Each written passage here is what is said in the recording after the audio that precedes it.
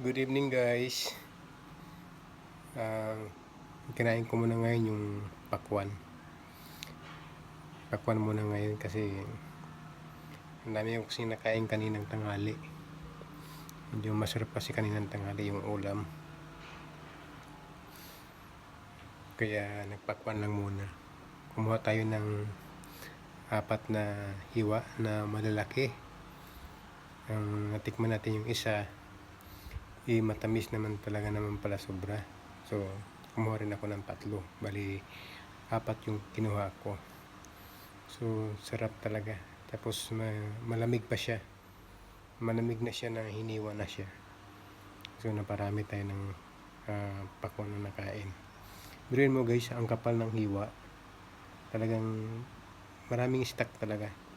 Kasi pag konti lang kasi yung stock, medyo manipis-nipis yung hiwa.